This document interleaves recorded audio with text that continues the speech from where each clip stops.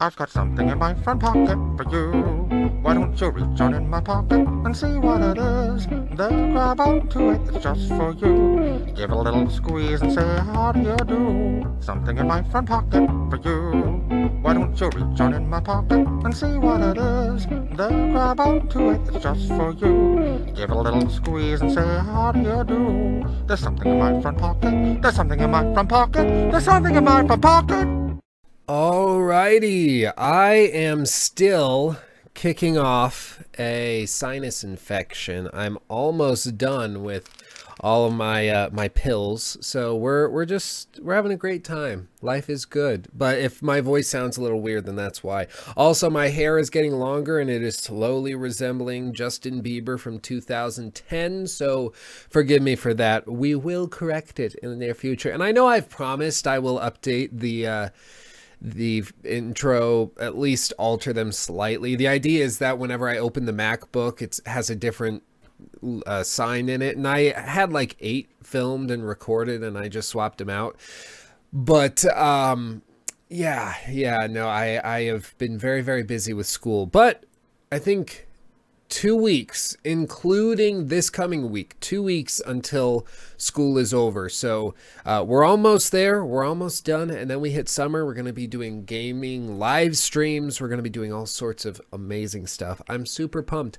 Yes, it is 421. I live in Colorado, for those of you who do not know. And so 420 is apparently a big celebration, like big, and I wasn't aware of this. So I just went to school and I noticed a lot of my classes were really empty, and I thought it was strange because I was like, well, we're getting close to the end of the semester. You think people would be coming in studying before finals, but no.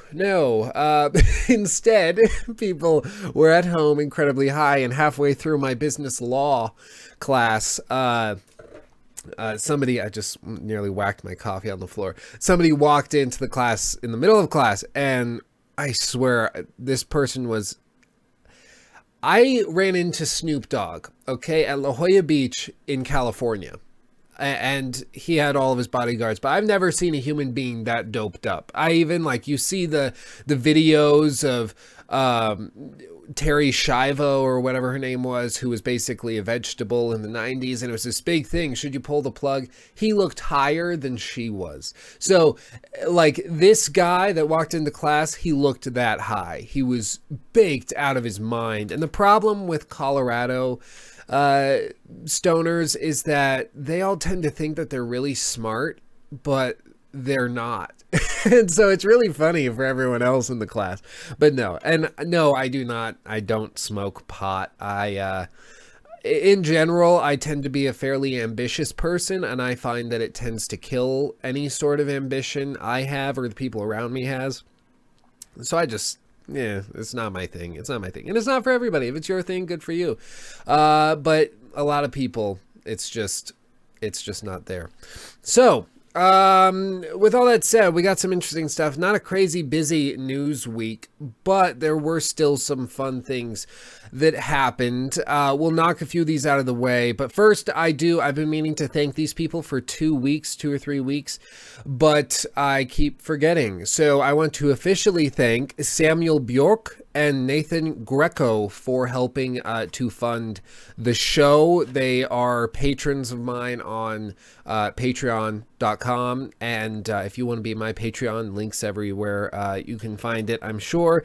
But part of the deal is that I call you out and I thank you for your support. So thank you for your support, helping make the show happen. But with all that said, let's move on. The first thing that happened this week, which some people are excited about it and happy about it, other people are a little bummed about it. Let me share my screen. Is this coming off of TextLab? Bandai Namco's new game was officially unveiled and announced, and it is a vampire RPG, and it is known as Code Vein. Now, I was super pumped about this because it looked like, you see in this picture here, she's got a rifle and the whatever, I can't, what is the name of it? Bayonet. She's got that attached to it. So it kind of resembles a sort of merging of Bloodborne's weapons. So I was like, maybe this is like the From Software new game series that takes everything, kind of takes Bloodborne and makes it more vampire, more steampunk or something. I don't know. But no, it doesn't look like it's from them at all. It's published by the same people, but it is not by the same people. It's by the same staff that developed God Eater. So I never played that. Maybe you like it, maybe you didn't. But this was an animation that they put together inspired by that, by the game. And these are some of the screenshots we have of the game itself. And as you see, it's very, very stylized. It's very Japanese. I've been playing a lot of Zelda and a bit of Persona 5, which I'll finish Persona 5 after Zelda, but right now I'm focused on Zelda. But I've been playing a lot of games with the sort of Japanese art style, and this looks really good, I'll be honest. Now, it's not clear how this will work, to be honest. It's not clear if it's going to be the same sort of crushing difficulty but fair difficulty that we have in the Soulsborne series, or if it'll just be something else. Who knows? But they did advertise it with the Prepare to Dine branding trademark, which draws at the very least a parallel to Dark Souls. So we'll just have to see. It's interesting. I'll keep my eye on it, but yeah, I don't know too much about this to begin with. It could end up being one of my favorite games. You never know, but as of right now, I have no clue. I'm trying something cinnamony today. It's incredibly cold in Fort Collins right now. Like, incredibly cold. Weirdly cold. But yeah, with all that said, Bandai Namco, they announced their new game. It's cool, I guess, but I can't tell if it's something I'm interested in as of this moment. But moving on, we have, Mr. Penguin is asking about the new Call of Duty. We will get to that. Do not worry. We will get to that. Yes, Bandai Namco is an anime video game publisher. I'm not sure if they're specifically anime because they did publish, like the Soulsborne series, or Bloodborne, but they do seem to be a Japanese company specifically, and so they will publish primarily Japanese games, and a lot of Japanese have that sort of style. Yeah, if you guys have been talking about, if you guys have been playing Persona 5, I want to hear your thoughts on it. So just throw those in the chat and I'll see it, and we'll talk about that. But I do want to hear what you guys are seeing. Now, let's see. What do we have next? Okay, well, today's topics, again, the entire episode is going to be a little different because we don't have any major news, but we do have some stuff that was unveiled today specifically, which we'll talk about, and then we'll talk about some broader issues in the industry, and we'll get to those kind of broader topics. But to begin with, let's look at the one that is on everybody's minds, Call of Duty World War II. So, it's real. I thought that surely the name was fake because Call of Duty World War II is just such a bad name. But no, that is a real thing that's happening. They are officially unveiling the trailer or whatever they end up showing. They're doing a reveal. If I can zoom in on this, they're doing a reveal on the 26th. Ooh, zoomed in way too much. That's a little better. Okay. They're doing a reveal on the 26th, 10 a.m. Eastern. Or no, 1 p.m. Eastern, 10 a.m. Pacific. So I'll tune in. I'll see what they're doing. But I can't tell. I like this setting much more than the futuristic ones. But it's, yeah, World at War II. Call of Duty. We'll just have to see. I don't know. They make some good games, but the settings have been horrible. I'm just not into the futuristic stuff. If they can nail World War II, and who knows, if Battlefield comes out with a World War II setting, like Clash of World War II games, I would love that. So we'll just have to see. And the really interesting thing about this is that this game will have been in development for at least a couple years, 2 or 3 years minimum. Because they have multiple teams that are working on different ones. They have three studios that make the Call of Duty games, and they cycle through. This one is developed by Sledgehammer specifically, and they last made Advanced Warfare, which a lot of people liked. So this guy staring at me is creeping me out. Stop it. Just stop it. We'll go back to Persona gameplay. So with that said, they have potential to do this really well, but the fact that it was originally started 2 or 3 years ago, the development started 3 years ago, that's before Battlefield 1. So at the very least, this was something that they were planning on doing before the initial success of Battlefield 1. A lot of people were like, oh, shots fired, Battlefield came out and they're trying to copy them now. Well, no, by the time Battlefield came out, they were already working on this game. And technically, they would have already started work on the next version of the game, or the next Call of Duty, whatever comes out next year or the year after. So it's really interesting to see what they'll do. Again, nothing can really be said now. Next week's episode, we'll have lots of information to talk about, but right now, we don't really know what this is specifically pertaining to. I would mainly just like a new version where we get to fight. Good campaign. I could care less about the multiplayer. I know I'm in the minority there, but I want to just have a strong campaign where I can see this story and play through it. World War II setting. I threw my pen. It's on the floor now. That's all I want. Maybe I'm asking too much, but it has the potential. It has the potential. Competition is always good for the consumer because it drives just innovation. It gives us what we want, and so I'm okay with it. And yeah, speaking of women in horror games, which we'll be doing in a moment, whether or not they'll push the sort of social justice equality thing in Call of Duty, we'll just have to see. I saw Beauty and the Beast. If you follow me on Twitter, you know this. I saw that, and I saw it late at night. The lady friend wanted to see it, so I said okay, and so we went. And it's, if you're not familiar, Beauty and the Beast is set in 17th century France. So the slaves weren't freed in France until 1791. So they were still slaves. Africans were still there as servants and as slaves. But in the movie, they make up like exactly 12% of the cast. Like exactly the representation. It's all dividend, and it's all just get the percent, like exact proportions right. And so like the librarian, of course, is this black guy. And then they have this incredible opera singer. Amazing voice, straight out of God's basket of voices. I don't know what I don't know what I'm saying. Beautiful voice, but she's also black. It was like, okay, like I have no problem with it, of course, but then they also get upset when other things aren't period accurate. I'm like, let's just make a movie. Let's just make a movie. I don't care. But I saw a lot of people angry that there weren't more, and then others that saying that there were like too many, and I'm just like, let's just have a coffee. Let's just sit back. Let's calm them down. But we'll see what Call of Duty does. If it affects the game, then we'll do it. But I do want to, that is something I wanted to address. That brings up something very interesting. I made that Mass Effect Andromeda critique. Mass Effect Andromeda. Now, if you haven't seen it, I recommend that you do. It's like 25 minutes long. I'm really proud of it. I can even pull it up and post it in the chat so you can open it in another tab and watch it later. But I made this video and I put a lot of time into it, a lot of effort into it. And what turned out was a lot of people that were upset. There it is. A lot of people that were upset that I didn't call them out for social justice, whatever.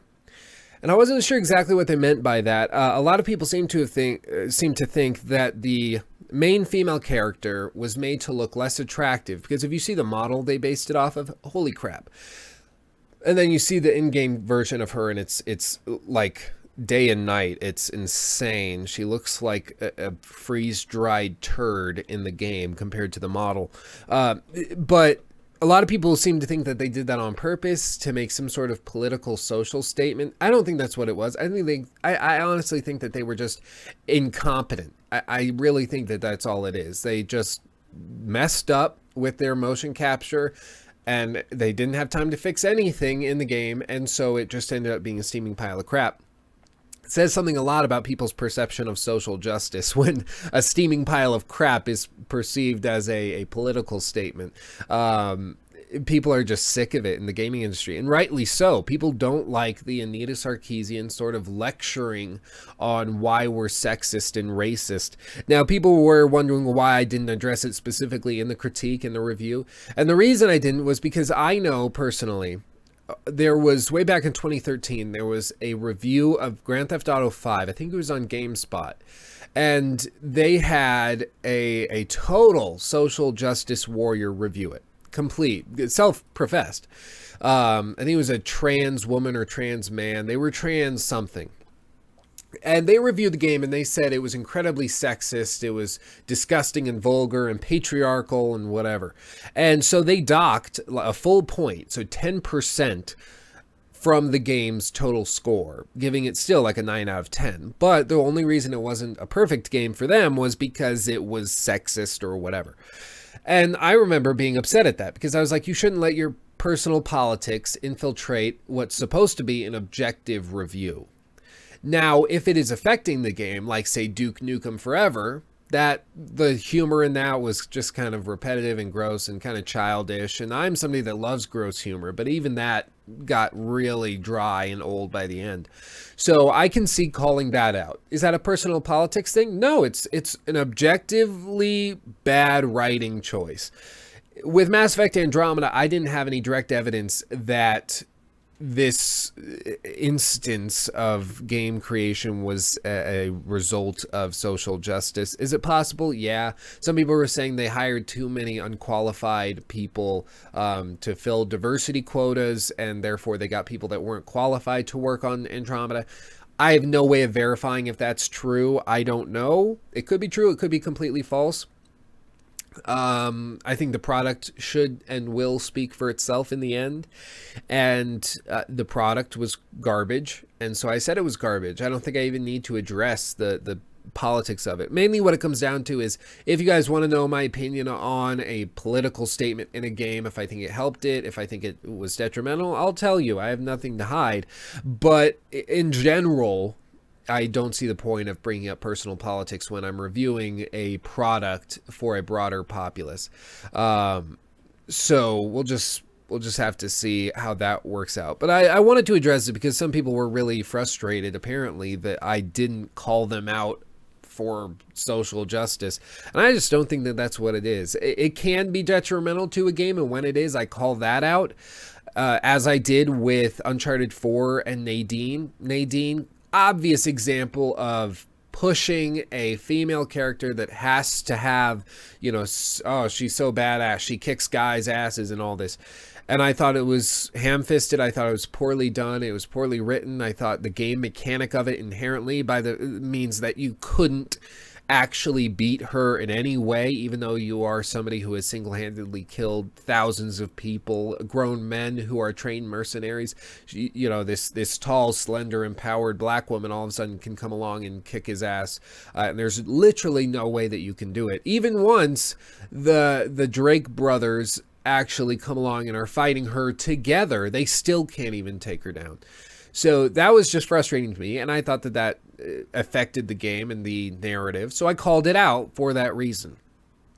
And I don't think that that's a particularly brave thing to do or controversial thing to do. I think that that makes sense. But day to day, like talking about the personal politics, I saw, I think it was Polygon, docked Persona 5. Actually, for having only heterosexual romance options, and I think that that's a stupid reason to dock a game. I don't know. I could rant, but I will stop there. Crazy eyes, right there. So let's see. Also, my Zelda video is done. Nintendo, I know some people were asking about this. The Zelda video is done. It is uploaded. It will go up Monday at midnight my time, and or Sunday at midnight my time, Monday morning, and that'll be pretty good. I think you guys will like it. We'll just see. I tend to be very dramatic whenever I try to make one of those types of videos. I apologize. I'm a dramatic person. What can I say? But let's talk about this. So this, let me pull this up right as he raises the sword. Okay, so Star Wars Battlefront 2, some more details. Last week we talked about this. There had been a trailer that leaked, but we didn't have the full thing yet, I believe. They've mentioned some more things, and I swear this thing has the potential to really be I've waited incredible. Like, it really has the potential. And just looking at this gets me excited. But I have to be careful because I've been burned by this before. DICE, EA, they kill me. They kill me. But this has the potential to be really, really good, and I'm borderline getting hyped because we have a single player campaign. We have a beautiful engine, obviously, Frostbite. We have great multiplayer options. We also have the chance to play through 3 eras. We're playing on the Imperial side, or what's left of the Empire, which I've always wanted to do, even as like a little 12-year-old Luke watching the Star Wars movies. I was always confused, like saying to myself, the rebels are the bad guys. Like, you do realize the Empire is trying to unify everybody, and the rebels are coming along and they're like, hey, we're gonna basically terrorize you, blow up your military bases. It's like, that's a little, I don't know. I've always liked the Empire a little more. Maybe it's because my name is Luke and everyone makes Luke Skywalker jokes and it drives me crazy. And so I want to be the antithesis of that. But I don't know. The game looks very, very good and I am borderline hyped. They're really doubling down on the Nazi imagery, I will say. Lots of red banners hanging, the sort of Art Deco style of buildings, cement, very large, and that's no secret that they've been doing that, but they're really embracing it, especially with the New Order. We'll just have to see. And I don't get Kylo Ren. I don't get Kylo Ren. I'm sorry, but this guy right here. Nope, I missed it. Right there. I don't get him. I don't get him. They show him all the time like he's this super badass dude. He's really not. He takes off his helmet and you're like, you look like somebody I went to high school with. And I get that that's the point. But I was expecting this behemoth of like some sort of monstrous man or horribly deformed individual. And he takes it off and he looks like a 17-year-old kid that just got a new box of Proactive in the mail. Like, I just don't get him. I don't get him. Maybe it'll all make sense in the next movie. I just don't get him. I don't get Kylo Ren. I think there were many, many better options out there for villains, and I think he was a bad choice. I think he was a bad choice. But let's see. Make sure that you guys keep your questions and things. We will be doing a Q&A tidbit at the end, so make sure that you keep those in mind, and I will answer all of those. So don't think that I'm trying to ignore you. I'm just trying to keep a little on it. So with all of that said, oh, I love this. I love Dutch Bros. Coffee is amazing. It is the life force that drives the dreams of champions. Are you guys ready to see something? Are you guys ready to see something I am excited for? Because I'm not sure if you are, but I am. This is the trailer for a game I have been waiting for a year for. This is the release debut trailer. Let's see. Let me know if you guys can hear it okay.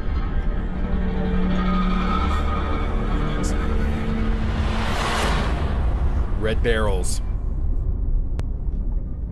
Oh, be careful, little eyes, what you see. Oh, be careful, little eyes, what you see. There's a father up above, and he's looking down in love. So be careful, little eyes, what you see. Oh, be careful, little hands, what you do. Oh, be careful, little hands, what you do. There's a father up above, and he's looking down in love.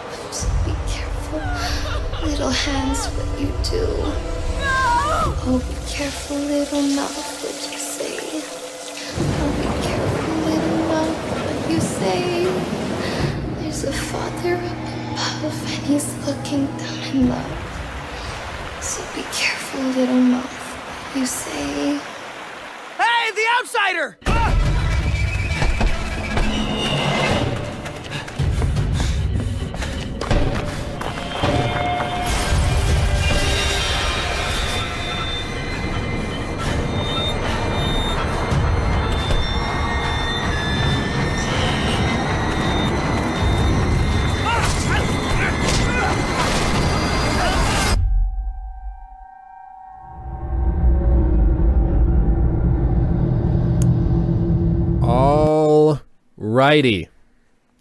Alrighty, what did you guys think? Let me know in the comments.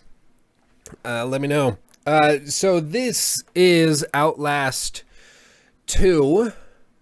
This is a game I've been waiting for a while to get my hands on, and this trailer showed me something that I had not seen before, which I was very excited about. Now, let me see if I can find it to show you, because it was something very specific that when I saw it, I was like, they're going to take this to the next level. There was something very, very unique. This was the first thing. This shot, I lost my train of thought. This shot is very, very important. This is a woman on the stretching rack. And I'll get to why this is important, but there's a woman on the stretching rack. Where's the other shot? Come to me, my sweet darling. Where did it go? I guess I could just play through it. It'd probably save time. Where is it? This looks like a woman as well. That's obviously a woman. You can hear her voice. And let's see. Where's the last bit? The last smidgen. Come on. Come on. Come on. Bring it to me. Where is it? It's gonna make me wait. It's gonna. I can't remember where in the video it is. I'm bad at this, guys. I'm not a pro. Oh, that's it. That's it right there. Okay. This, if you're not familiar with the story of Outlast 2, basically there's a guy. Her arm looks really weird in this angle. That's weird. This is important because in the game, the entire idea is that you're searching for your wife, basically. You're searching for your wife. And the reason that is an important change is because if you didn't play the first game was set in an insane asylum, but you never saw a single woman. It was all men. It was all crazy, crazy men in straight jackets killing each other. You walk in on a dude like jerking it over some dead bodies. It messed up stuff. And there's a crazy priest that's burning crosses and bodies. And it was intense. It was very intense. But they steered clear of women in general. Now, this is something that I addressed specifically in the like a video I made way back when, saying that there was like sexism in horror games. And the reason I said that was because they seemed to always avoid women. There was a double standard where you could show a man getting cut open, but showing a woman getting cut open was over the line. And I said, if we really care about equality, we'd do that. Now, personally, I think that there should be a difference between men and women, because obviously if I see a woman getting cut open, it's different than if I see a man doing it. Maybe it's a social construct or whatever. I don't care. Point being, there's a difference. So with that said, the fact that they're bringing that out and that shot with the woman on the stretching rack is in and of itself an indication of where they're going, because there's 3 dudes that have her stretched out, no pun intended, and are torturing her. And that's something that hasn't been done in this series before, and it is typically a element that horror games steer clear of. And so it's going to be interesting. And as many of you know, we talked about it on the show. Outlast 2 was temporarily banned in Australia. Banned for, like, from sale. You could not buy it. And the reason that they did that was because there's apparently some sequence, I won't spoil anything, but there's some sequence that involves what they constituted to be sexual assault, not on a woman, but on you, the player character, a man. And they said that they can't allow that. Somehow Red Barrel's fixed it or resolved the issue, and it's no longer there. But that was initially a problem. Seems to have been solved since then. Overall, this game is going to push the limits. If you didn't play the demo or see the demo, then I recommend that you do, because it'll give you a taste of where they're going. And it's not going to be for the faint of heart. It's not. I mean, this game will make Resident Evil 7 look like The Sims 3. I mean, it's that boundary pushing. And whether or not you enjoy that type of game it's personally just up to you. It doesn't matter either which way. But I think it's important that they push these barriers, because we have to, like, if you can't do this, they start to put up barriers and you can't do a lot of these. So it can be very, very frustrating to see like a game announced and they show something off and then you find out that it's been banned because it was too crude or too rude. I was in talks with Danny Ledon. I don't know if that's how you pronounce it, the last name, but that's how it's spelled. He contacted me on Facebook, and he's the creator of Columbine High School Super PG whatever, and it was an RPG, a little 8-bit styled RPG on the Columbine High School massacre, and it got tons of media attention. He lost his job over it. It was a big thing, and he contacted me and he wanted to talk about it. I can't remember whatever happened. I was going to have him on, but nonetheless, he addressed it and he wanted to talk about it. And I could say, you know, I live in Colorado. That's still something that is very raw in people's minds. It's hard to understand maybe if you don't live here, but it's like if you live in New York and people are talking about 9/11, or if you're in Germany and people talk about the Holocaust or something. It's something that's, and maybe it's wrong to compare them in that scale, but point being, they're both horrible events that happened that are still on people's minds. And when that game came out, it drew a lot of attention, and a lot of people were upset and angry. And that's something that I don't like to make light of or anything. It was a horrible, horrible event. But I defended Danny's right to make that game and talk about it. And I mean, friends of mine were upset with me. My sister was upset that I gave him a platform to speak on. But I said that, no, I need to you know, acknowledge that this is his right as an American to discuss, and that if he can't talk about this or analyze or make a game about the massacre, then we have a double standard. I mean, you can make a game on World War II, as Call of Duty is doing, but you can't make one where only a few people die, but you can make one on an event where millions of people died, where you're doing the killing. Like, there's a little bit of a double standard. So I just think it's important to push the label, and either it's all okay or none of it's okay. I'm a cultural libertarian in that sense, and some people get on my case about it, but I think it's important. And there really does seem to be a strong double standard when it comes to horror over these types of things, and I honestly can't keep up, because some people say that like, I have some friends who are major what would probably constitute feminazis, as some people would say. And they tend to fall into two groups within that. And they tend to say, like, yes, women should be in horror games. They should be getting cut open and attacked and brutally killed, just like the men. I'm like, okay, you're being consistent. Okay, I can respect that.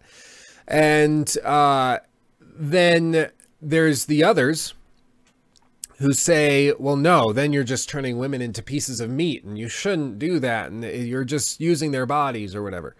And so then they have a double standard. I at least request a consistency in someone's logic, which might be too much to ask for in 2017, especially in America. But it's something that will be interesting. I'm not sure if I'll like Outlast 2 because they're pushing these boundaries so much, but we'll just have to see. I might love it. I might hate it.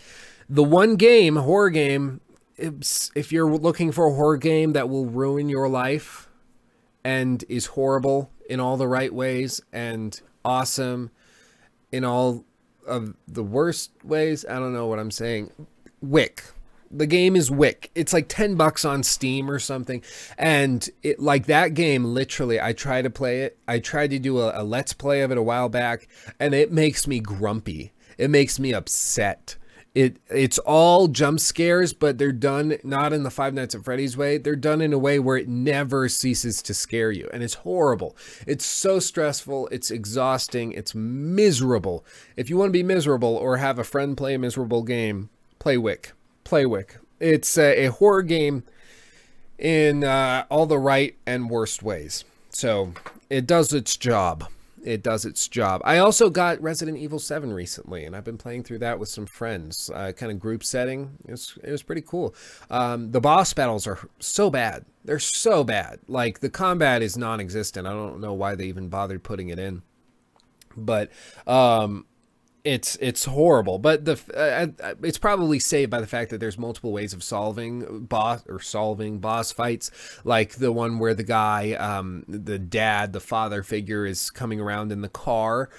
You can actually grab the keys and get in the car first and then run over him, and that's one way of solving it. And that's what I did in my playthrough. And then my friends that were sitting around were like, we had no idea you could do that. We thought that he had to get in the car and then crash, then you went. But no, there's multiple ways of doing it. So I can appreciate that. But that's off topic. That's off topic.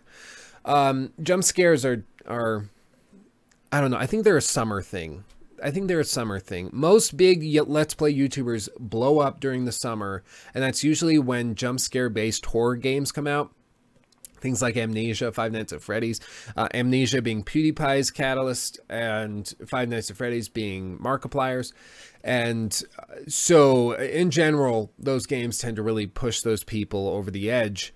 And, you know, good for them. Good for them, but it tends to die out. The jump scares, they irk me. They irk me. Ugh, I don't, it's bad. It's bad. It's bad. I don't like that. Spartan Kitty Games asks or says, I wonder if Outlast 2 will get an A rating or adults only. Yeah, the AO rating. I think they already did. Let's see. Let's see at the end of this trailer if they. Nope, they don't. Do they have an RP? Nope, they don't even have that. It's available April 25th. What? It comes out in 4 days? Wow.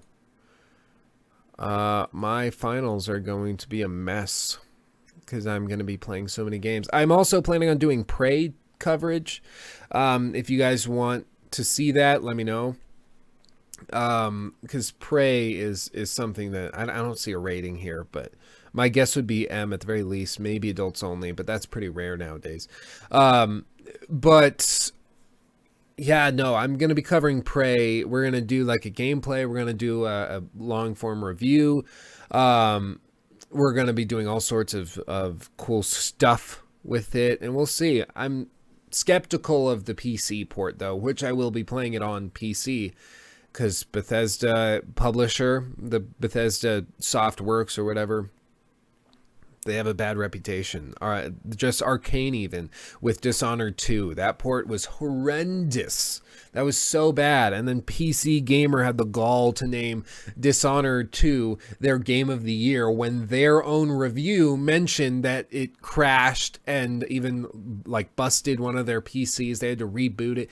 Like, and then it gets your game of the year. It's pure hypocrisy. It's insane. I don't know what they were thinking. Anyway. But yeah, we'll talk about that. Will I do Deathstroke 5700 asks, will I do a critique of Persona 5? I'm assuming in the same style as Mass Effect Andromeda. We'll see. We'll see. As I said, I've been playing mostly Zelda. I did my own kind of version of a rough thing for Zelda. It's like 8 minutes long, and it's called well, I won't spoil what it's called, but it's up there, it's published, or it's uploaded, and it's ready to go. It'll be uploaded Sunday at midnight, but it's basically thanking Zelda for something that it did for me. I know that's incredibly vague, but it'll make sense when the video launches tomorrow night, or yeah, depending on when you're watching this, 2 days from now, whatever. But we'll just have to see. With Persona 5, mainly my sort of philosophy when it comes to reviews or critiques or anything like that is I won't make a video or a long form video on something if I feel that somebody else has already done a good enough or better job than I could do. And so for Zelda, I won't be doing a critique of Zelda because Joseph Anderson's critique is phenomenal, and I'm a big fan of his, and he spends 2 hours breaking it down. It's incredible. It's really, really well done. And so for that would take me probably a month to make, as it took him like 2 months to make. I'm leaving it up to him. So I won't do that. But with Persona 5, I might, the one thing that would make it very, very hard to do a Persona 5 critique is simply the fact that a lot of this gameplay you can't show. So once you get past July 7th, I think it is, you see the date in the top left. Once you get past July 7th, they will strike your video and give you a strike on your channel. So you got to be very, very careful. You got to be really careful, because it could single-handedly destroy a channel if you happen to post gameplay. It's just the thing the publisher has done. They said it's a narrative game. We don't want it to be spoiled. I get that. But at the same time, if somebody doesn't want a game to be spoiled, they won't be watching a game like a Let's Play or whatever. Mention in reviews, like in reviews, don't do this or whatever. It just seems lame to do that. But I will have some things to say about Persona 5 when I eventually finish it. Mainly probably technical. It honestly looks like a PS3 game ported to PS4 and up-resed. I'm enjoying it from what I've played, but all these load screens are unacceptable in 2017. You're on the PS4, and it is available on PS3, but damn, like, why do all these load screens have to happen? These levels are tiny. Each setting is tiny. Look at that mini map. That's how big the level is, and it has to go and have a load screen after every small interaction or fade to black or something. Drives me insane. It's a game that, see, take your time. Take your time. Another load screen. What is this? What is it? There's no reason. Then after this cutscene ends, there will be another one. And then another one. And another one. There's no reason for it. Really no excuse. I hope the reason they're doing it, or they built it this way, was so that they can bring it to, like, the Switch or something. If they can bring it to the Switch, I will be very, very happy. And I will play the crap out of it, because if I can play Persona 5 on the go, yeah, it would likely have a chance of being my game of the year. I'm willing to forgive those technical problems if that's what they're doing. But this does not look like a PS4 game. In no way does it look like a PS4 game. It looks like a Vita game, to be honest. And maybe that's mean of me, but it's really, really frustrating. And I know I get animated about this, but I don't know. It bugs me. It weirdly bugs me when, again, I feel like a game is purposely trying to waste my time with load screens and then says take your time. And that's something I've heard in a lot of reviews, and maybe it's just a Persona thing. I haven't played a Persona game before, and they said it's not afraid of taking a lot of time for you to get into it. And so maybe that's all it is, and I just simply don't get it, and it's just not my thing. That's very possible, but it just bugs me. It bugs me. Let's see. What are you guys saying? Deathstroke 5700 says, personally, I don't mind the low textures because everything looks cool with the art style. Yeah, that's one of the nice things about an art style in a game, is that you can actually, like, legitimately get away with lower graphical standards and then just pass it off as it's the art style. You know, it's the art style. And it works for Persona 5. Persona 5 is a really cool looking game. Mainly when I'm saying like it doesn't look like a PS4 game, I mean in the total settings. The set pieces are so tiny that it's honestly hard to understand what they're using their resources on the console for. It's not for any strong AI. They aren't doing anything crazy with dialogue that's new or different. I honestly am not sure. I'm not sure, which makes me think they're planning to bring it to like the Vita or something, which is apparently very possible, but we'll just have to see. I think they actually had a Persona game or a spin-off come out on a mobile, I think on the Vita specifically, so it's possible. It might. Let's see. Nahuel says the Switch has no good games besides Zelda, period. I'd agree with that, other than The Binding of Isaac Rebirth Plus or whatever it is. It's pretty good. It's pretty good. It is an older game, but it has all of the DLC, everything linked together. The only other place you can get that is on PC, of course. And it plays really good. Mainly, it's just a matter of portability, which is a big factor for me. I didn't think it would be, but it really is. And they have some good games coming later this year, and I've heard at this point from four people who have contacted me, and they could be pulling stuff out of their butts, but they've said, and they have given me reason to believe them, that there will be things and games announced at E3 that will make a lot of PS4 and Xbox One owners seriously consider getting a Switch. That's all I can really say, but like games like Dark Souls 3, for instance, have been long rumored to be working on the Switch in like their current state. They're able to run on the Switch at 720p, 30 FPS, and they're strongly considering launching it on it. And I honestly, that's one thing I can say. I would expect to see something from software for the Switch at E3. I think E3 is Nintendo's gonna smash it. I don't think people are even really considering that. Let's see. Nitsera says, I'm still confused on why the Switch has no Pokemon games on it. Again, it'll definitely happen eventually, but we'll just have to, I don't know when it'll happen, but it'll happen eventually. Let's see. Where is it? Where I just saw one. Iron Rod 911 or 911. I always say 911. I'm sorry. Says, what do you think of Days Gone? Looks really interesting. We better find something out. I use their gameplay all the time in videos. I really think it has potential. If any game is subject to a downgrade on final release, it's that game, but we'll just have to wait and see. I hope they show off more at E3.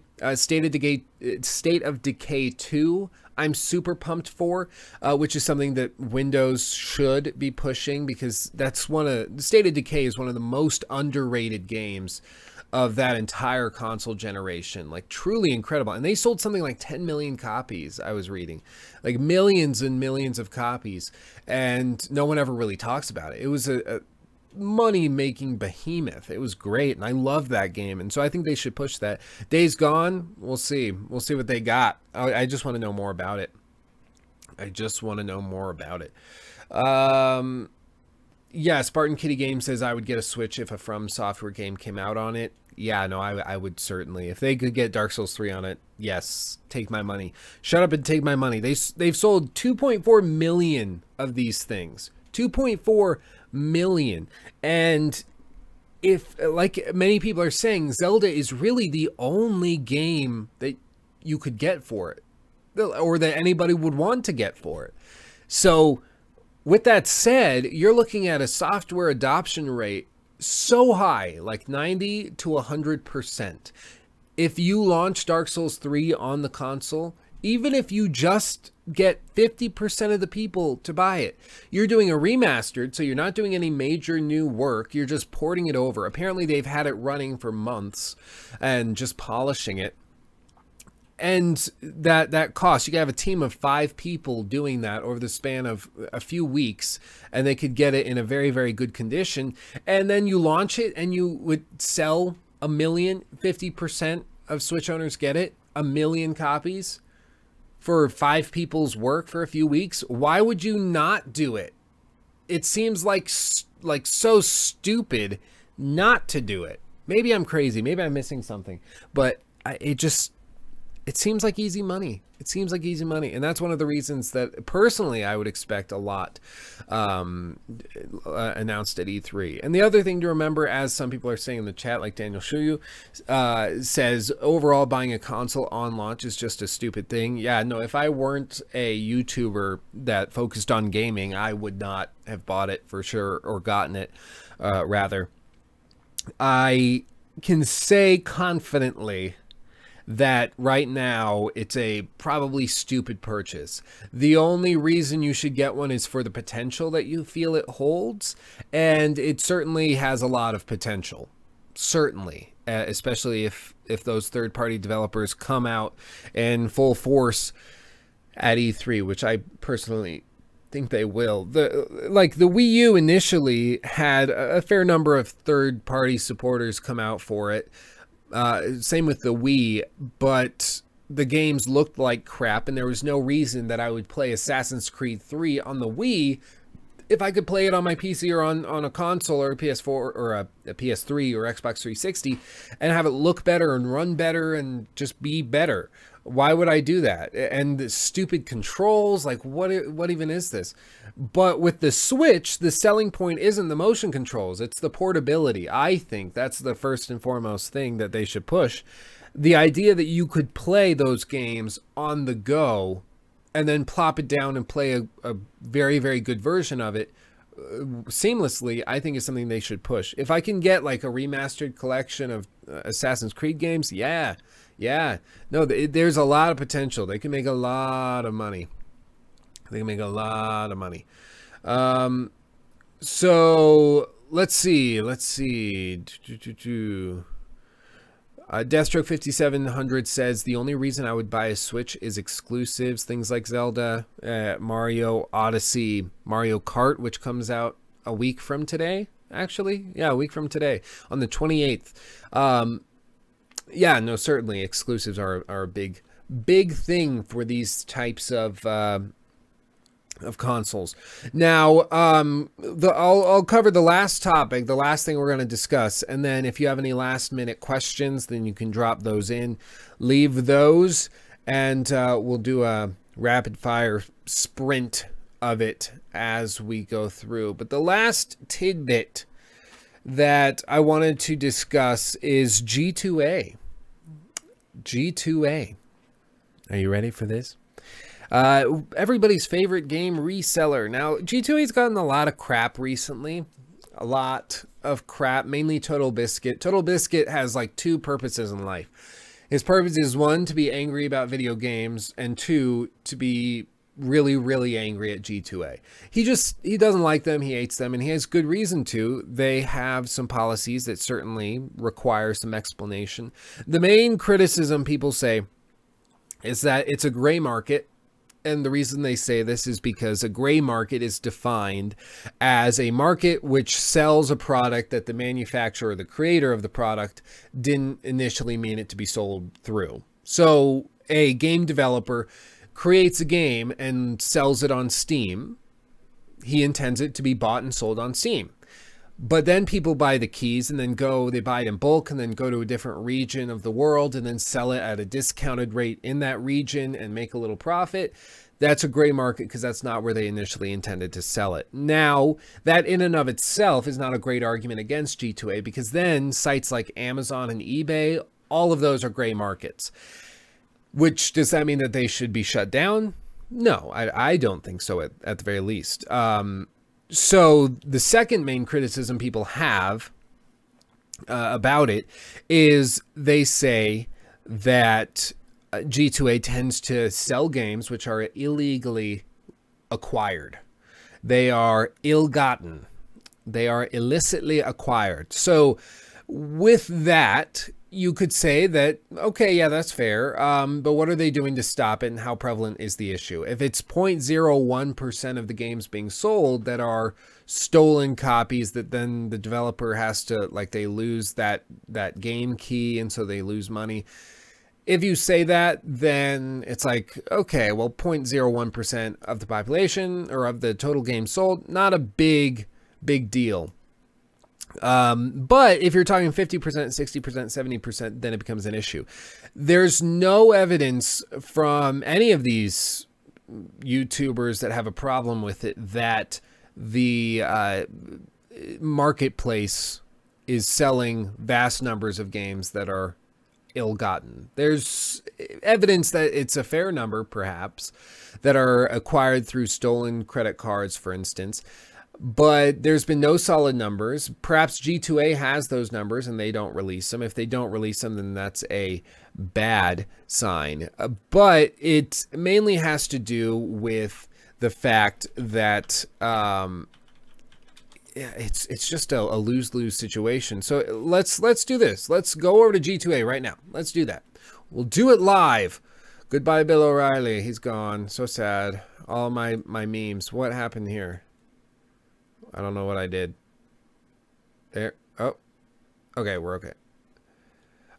Yeah, all of my meme jokes are gonna slowly be forgotten, but we'll do it live. We'll do it live. So the reason people come over here is because you get deals on games. So you can get like a Steam copy of Dark Souls 3 for $28.20, or you can get Battlefield 1 on Origin for $37.14, or like all these discounts on stuff. And it's very encouraging, or it gives young people who don't have a lot of money a chance to buy these games, like The Witcher 3 Game of the Year Edition for $32.31, or Skyrim, the Legendary Edition for $10. It gives people a chance to get games at a discounted rate. But a lot of people say the reason that they are able to sell these for so little is because they're stolen, essentially. Stolen credit cards. It's not to say G2A is stealing them, but the people, as you see, like you go to Dark Souls 3, and then you're able to buy it from all of these resellers. And some people say that some of these people specifically are stealing credit cards and are doing all of this. So is that possible? Yeah, there's no way of verifying if all of these are legit. My main stance on this is simply to say that I need at least a little evidence before I totally condemn a company. And I understand why somebody like Total Biscuit is frustrated with G2A. I understand his problems with it. But I can't outright demonize a company simply because they might have people selling items that were illicitly acquired. And that seems to be the main thing. If that's your only critique of it, then you also logically have to have an issue with eBay, because they have people selling items online that they may have stolen. It's possible. So the gray markets inherently are not inherently bad. They have the potential to be bad. But in this particular case, sites like G2A, Kinguin has sponsored me before, and the reason, like, I went through with them and with the representative that I was working with and talked with them at length, trying to figure out if they were following all of the national or international laws regarding selling of digital content, all of that, and everything was legit and everything checked out. And so I choose to work with Kinguin mainly because after all my research, I haven't come across anything inherently vitriolic or bad. I am open-minded to the idea that perhaps there are issues with it or with these sites, but I have no real reason to believe that they are horrible or terrible like a lot of these YouTubers are saying. I think it's more hop on the G2A hate bandwagon, and then while no one's looking, buy their games at a discounted rate because we all want to save some money. It's just the nature of it. The way that you beat G2A is Steam sales. Like, You go on there and you do something outright incredible. You discount games. You make it so easy to buy games elsewhere that they don't need to pirate it or to steal it or to do anything like that. Get it off G2A. Make it so easy that it's a click of a button. And that's what Steam has been doing. That's what all of these marketplaces with PlayStation Now, PlayStation Store, and Xbox Live, all those companies are pushing that. And that's, I think, the main way that you should try to beat it. Yeah, no, Noel says Steam saved PC gaming. They absolutely did. They absolutely did. And thankfully, like Origin are giving them a run for their money with some exclusives, things like Battlefield 1, Battlefront games they publish, you can only get there. And I think that's good for Steam because it keeps them on their toes, keeps them competition. It's good. It's good.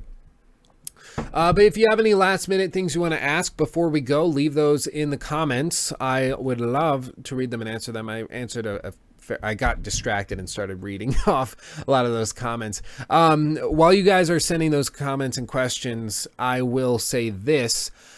Patreon is a big thing for me. I did the math, and like the total amount that I was making through ad revenue after the YouTube, I just whacked a piece of paper, after the ad changes and big YouTube change that everyone's been talking about, I'm currently getting about 2%. It's like 1.76, just about 2% of the income I had previously been making, which is very, very frustrating, very difficult. I hope it corrects itself and they do something about it. But it's incredibly frustrating for me because I find myself trying to figure out how I'm going to make this work. It takes a lot of time to do all this. Thankfully, Patreon is a great way for people to support me, to financially help out. Even if it's just $1 a month, it all adds up and it really does help. And I've been trying to think of how to give back to those of you who are Patreon supporters and patrons. And what I'm going to do is I'm going to start trying to do in the near future, I'm not sure exactly when, probably after finals throughout the summer, we'll do it.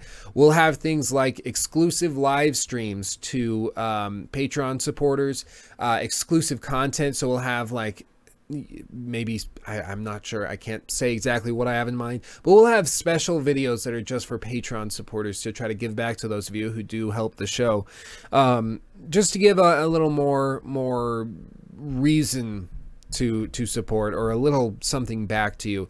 But if you're able to help, that really does help. As I said, I like that YouTube change, damn, I don't know what they did. My content is very, very family friendly. I do not curse in my videos, but still the advertisers just left, and it's become very, very hard to really make any sort of money on the platform. Hopefully it fixes itself. Some people were saying they've seen that it's fixed itself for them, but so far for me it is not. So it's frustrating, but I just wanted to throw that out there. Let's see. Iron Rod 911 says, what is your favorite zombie game? And it's 911. Oh, 911. Yes, I got it right this time around.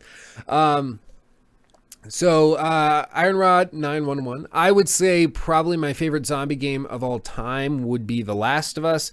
But if you're looking for more game where it really embraces the zombiness and it's not a Naughty Dog narrative game, honestly, it would have to be State of Decay. It would just have to be. That everything about that game is just so awesome, and it's so underrated. If you guys have not played State of Decay, buy it, play it before the second one comes out. It's so good. It's so good. You don't even need to play it in co-op. It's so good. Prince Ben TV says, do you have any plans on going full-time in the future with your YouTube channel / show in general? I would love to. I would love to so much, but the problem is simply that there's bills to be paid, and the YouTube, as I said, 98% of the revenue gone. So if I was making $1, imagine, just for the sake of argument, $1 per video, which is not quite what it was, but $1 per video, now I'm making 2 cents per video. That's how much it's dropped off, which is why I'm trying to push Patreon Because then I'm not beholden to YouTube. I can go anywhere, post videos anywhere, because my supporters are the people watching and vice versa. So that's why Patreon is important. And probably Patreon is going to become the main mode of revenue moving forward, just because there's no other way to really do it. So one day, yes, I'm not sure when that will be, but Patreon will probably be the vessel for that. Hunter Martin says, gotta say, man, love the streams. Thank you. We will be doing gameplay streams in the near future, maybe even in the next couple days in the evening. So a few hours after this, try live streaming Persona 5 or Zelda or something. I do have a Twitch channel, which I will make a video on calling out, so you guys can go over there and see it. Links are in the description, of course.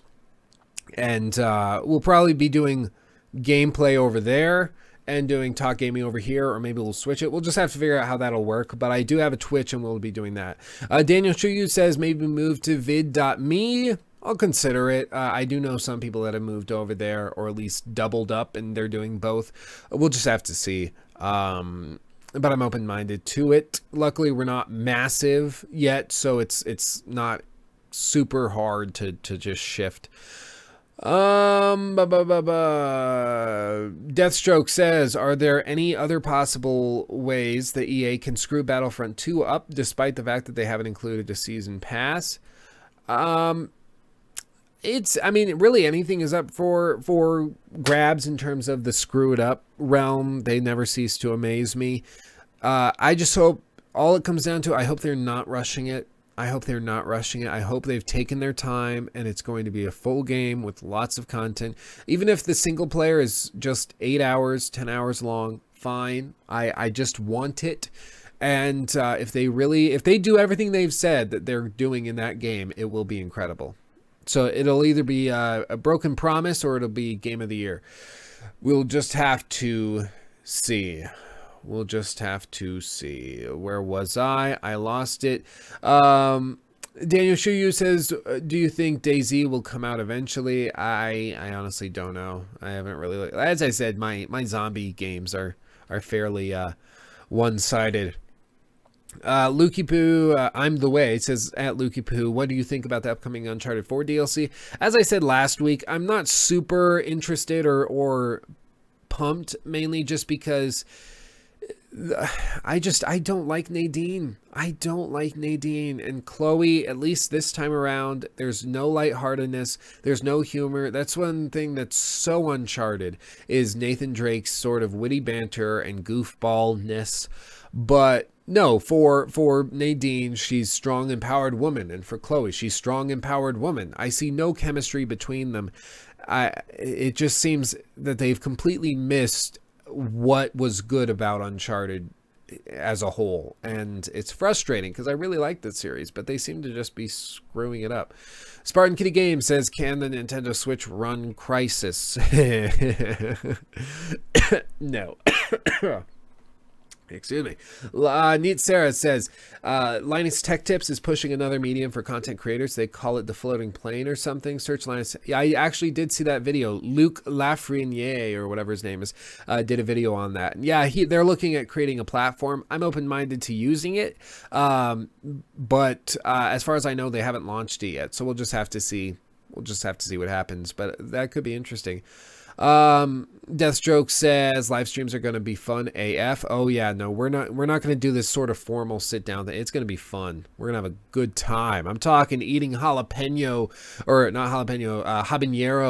peppers every time I die in the new Souls game. Like, we're gonna have a good time. We're gonna have a good time, and it's gonna be painful for me, but fun for you. Bob Ross says, Lukey, what are your thoughts on Cuphead, aka the only game Xbox One has worthwhile this year? I saw the trailer when they initially announced it. It looked interesting, it looked cool. The art style mainly was what was selling me, but I haven't heard anything else on it.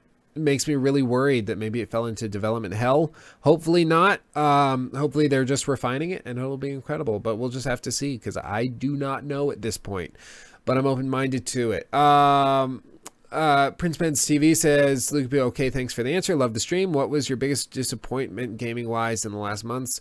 Mass Effect Andromeda probably is the most prominent one. really disappointing. I expected much more, and if you watch the critique, then you probably noticed. Daniel Shuyu says, Lucky Poo, do you know that Star Citizen might have space whales? They just made the schedule for it on a live stream with the community. Was funny AF. Yeah, they promise a lot of stuff. They promise a lot of stuff. We'll have to see if they pull it off. Let's see, what else? 101 Mythbusters says, damn, Luke didn't answer my question. Post it again. I don't see it. I lost it. If you want me to answer it, post it real quick. Let's see. Where was I? I'm the Way says, if Xbox could have more new exclusives, it wouldn't be as bad as now and could compete with the PS4. Yeah, they're pushing Scorpio. They better come down with Crackdown 3. That could be a console seller, I'm telling you, with the new hardware. Yeah, that could be the big thing. 101 Mythbusters, this is your question. I know that you're an actor. Are there any Hollywood actors that you take inspiration from? Also, who are some of your favorite actors? Yes, I do act. I do all sorts of nerdy stuff like that. I take a lot of inspiration from Aaron Paul, who played Jesse in Breaking Bad. Look up his story as to how he actually became an actor. It's really, really incredible. Like 18 or 19 years old, moves to Hollywood with $6 grand in his pocket, and right as he runs out of money, he calls his mom for help to pay rent, and the next day he gets cast in Breaking Bad, and now he's a multimillionaire, one of the greatest actors working today. He's incredible. He's a great inspiration for sure. Heath Ledger, as always, that doesn't come as much surprise. Yeah, no, there's a lot. Whatever the bad guy in Skyfall. The bad guy in Skyfall. I love that guy. Can't remember his name right now. I love that guy. I don't know what his name is. Love his work. He's so good. Anyway, Shadow of War Thoughts asks Clint Collins. He says specifically... Shadow of War, we'll just have to see. It doesn't look that different from the original. I hope they're saving more for later, closer to release, maybe E3. But right now, I don't see anything particularly incredible. I'll probably play it, but my little brothers are super excited. But as of right now, I just don't see anything truly amazing about it.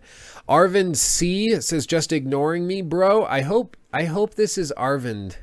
I went to high school with an Arvind Chandramouli. He's super funny, super awesome. If you are Arvind Chandramouli, let me know. Let me know. If you are Arvind, then complete this phrase: fierce blank. You'll know what it is if you are Arvind. If not, and you're just some random Arvind, hi Arvind. But yes. Oh, let's see. I want a full Rick and Morty game. I just saw something about a Rick and Morty VR game, which is apparently like 3 hours. It looked really fun. I don't know, but that could be really funny. Let's see. I don't see any other. Yeah, I'm the Way. We'll finish out with this. I'm the Way says, I was disappointed when Scalebound got canceled. The game seems very fun. Yeah, no, that was heartbreaking for a lot of people. And Arvind C says, yes, it is. Grape. That is correct. Arvind Chandramouli and I went to nationals in Ohio, Columbus, Ohio, and we were on the Ridgeview Classical School's chess team. And we went to nationals and we had Gatorade because we were playing 6-hour-long games, really long, really, really dragged out, whatever the word would be. And so we had all these like Gatorade knockoff versions, and we were just trying to get hydrated. And I know this is nerdy. It's a chess tournament. How could you get dehydrated? But it did happen. But nonetheless, we had these, and one of the flavors on one of the bottles was fierce grape. And so for the entire rest of the like week-long tournament, we kept saying, fierce grape. And for months afterwards in any of our sessions or training days, or when we would get together at chess club and we'd be playing, it would always be fierce grape. So yeah, we are chess nerds. I agree, Daniel Shuyu. We are chess nerds. But good to see you, Arvind. That's really weird to have somebody I know here. But we're glad you're here. So with all that said, we will call it there. I think this was fun. I think this was good. I need to go and yeah, drink some fierce grape, and we'll go from there. I will honestly be looking at doing the gaming live or the gameplay live streams. It's just a matter of figuring out logistics and getting the women folk, the lady friend, to be okay with it, because she likes the evenings to herself with me and my body. So with that, I'm done. Thank you for watching. I think we had a good time. Tweet me any other questions you have. Follow me at Luke Stevens TV. That's always the safest and best way to get a hold of me throughout the week. Again, Zelda video coming Monday. Look forward to that. I think you're going to like it. With all that said, peace out, my brothers and sisters. Love to having you here. See you next time.